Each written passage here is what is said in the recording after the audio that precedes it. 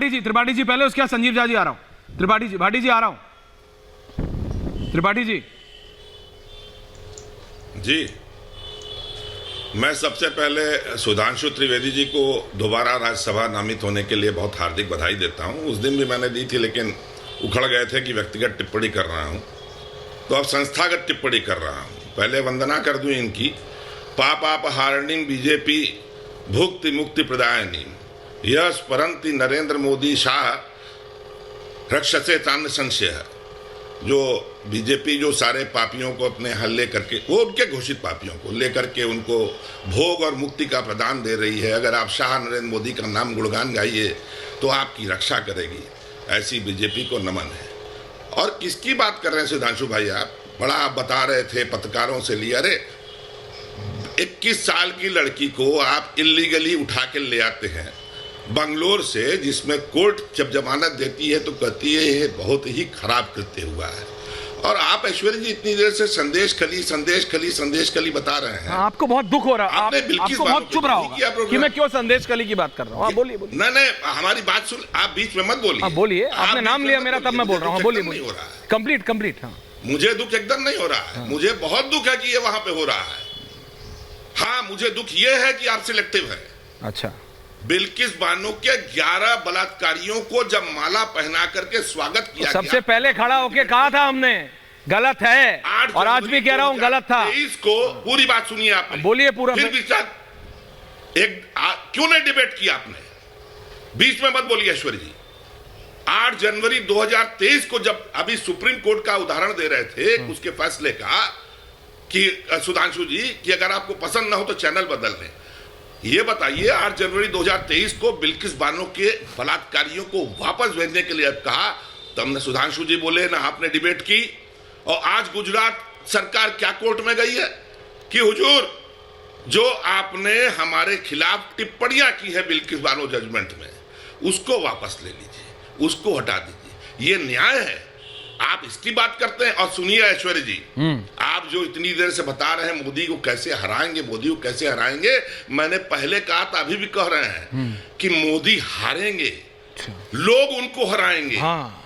और इतनी देर नहीं, मेरे को पता है कांग्रेस की टैक्टिक, पता है मुझे कांग्रेस की टैक्टिक। रत्नाकर जी मेरी बात सुन लीजिए ना। नहीं, सुन लिया मैंने। अब आप नहीं, सुन लिया मैंने आपका पूरा, मैंने सुन लिया। अब आप समझिए, सोनिया गांधी इलेक्टोरल पॉलिटिक्स से संन्यास ले लिया उन्होंने, यूपी छोड़ दिया, समझ आ गया मेरे को। ऐसे हराएंगे भाई? उत्तर प्रदेश से गांधी परिवार पूरा चला गया ना बाहर। अगर किसी व्यक्ति ने अगर नहीं, बहुत अच्छी बात है। मैं तो कह रहा हूं उत्तर प्रदेश के लिए बहुत अच्छी बात है, यूपी के लिए बहुत अच्छी बात है। राजस्थान वाले सोचे अब उन्हें क्या करना है। रत्नाकर जी रुकिए। अरे क्या रुकिए? आप रुकिए।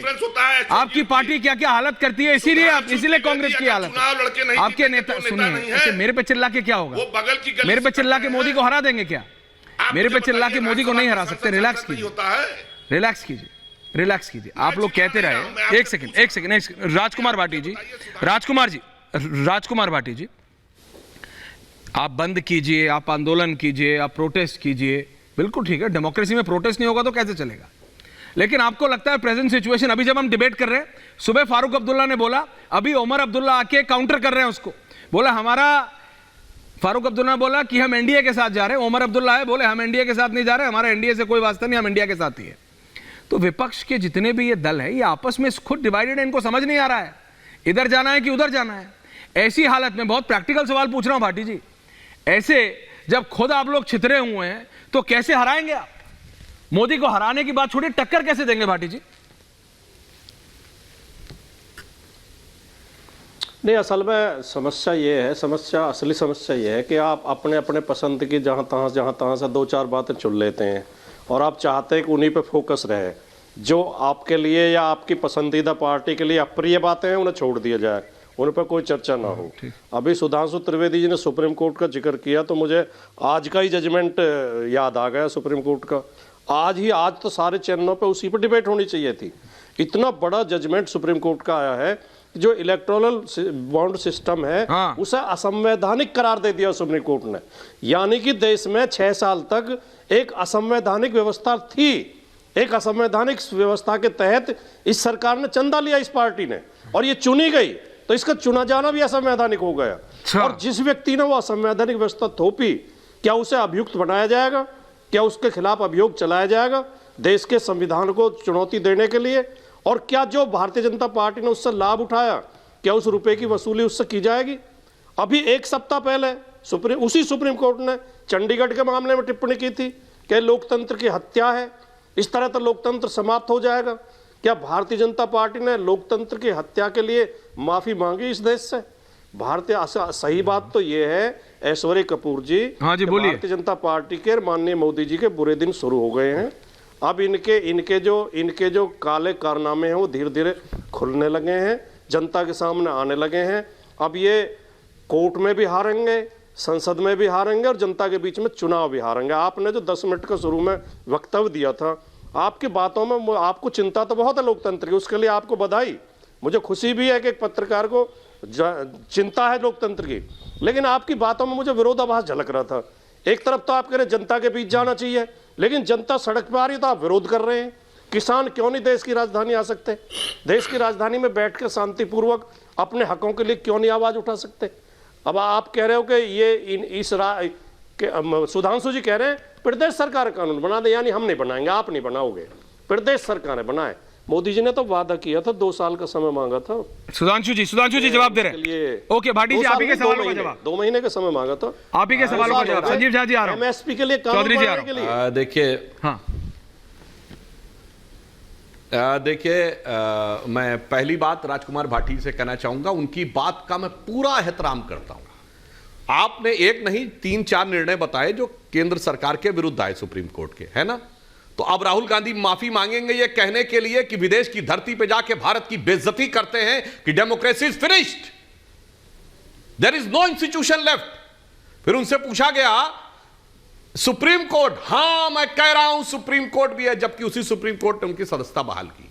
तो माफी मांगने का मुद्दा आप लोगों का बनता है। दूसरा, भाटी साहब, आप तो ग्रामीण परिवेश से आने वाले हैं। राज्यवार इसलिए भी कहा जाता है करने के लिए क्योंकि बहुत सी ऐसी फसलें होती हैं जो अलग अलग राज्य में, जैसे गेहूं सबसे ज्यादा पैदा होता है पंजाब में, वैसे अब मध्य प्रदेश में होने लगा, जब से ये सब आंदोलन वाला विषय हुआ तब से मध्य प्रदेश वगैरह उनसे आगे निकल गए। आपको पता, गन्ना सबसे ज्यादा महाराष्ट्र और उत्तर प्रदेश में होता है। तो गन्ने का विषय होगा तो महाराष्ट्र और उत्तर प्रदेश की सरकारें बेहतर तय कर सकती होंगी। अब आसाम में गन्ना होता ही नहीं है, मगर वहां चाय बहुत होती है। अब चाय का विषय होगा तो आसाम और दार्जिलिंग के लोग तय करेंगे।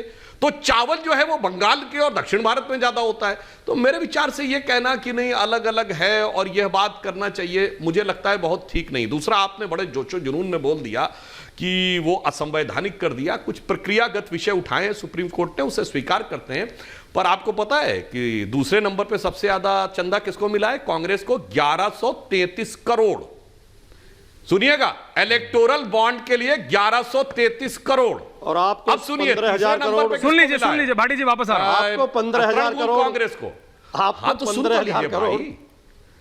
अरे मेरे भाई, मेरी बात तो सुनिए। नहीं, हमें 6,000 कुछ सौ करोड़ मिला है, हमें 6,000 कुछ सौ करोड़ मिला है, और कांग्रेस से 6 गुनी तो हैसियत है अपनी यार। इतना तो मत बोलिएगा, पूरे देश की जनता मानती है। पर मजे की बात, तृणमूल कांग्रेस को 1092 करोड़, मतलब तृणमूल कांग्रेस को सिर्फ 31 करोड़ कम मिला है, जिसकी एक ही राज्य में सरकार है। अद्भुत साहब, उनसे कहिए कि साहब ऐसा क्यों हो रहा है। तो कोर्ट के निर्णय पे हम टिप्पणी नहीं करना चाहते, मगर जब आप लोग बोलते हैं तो कई बार आप लोग जोशो जुनून में, मोदी जी के खिलाफ के जुनून में कुछ जो बोल जाते हैं। मैं सिर्फ तर्कसंगत और यथार्थ की बात कर रहा हूं।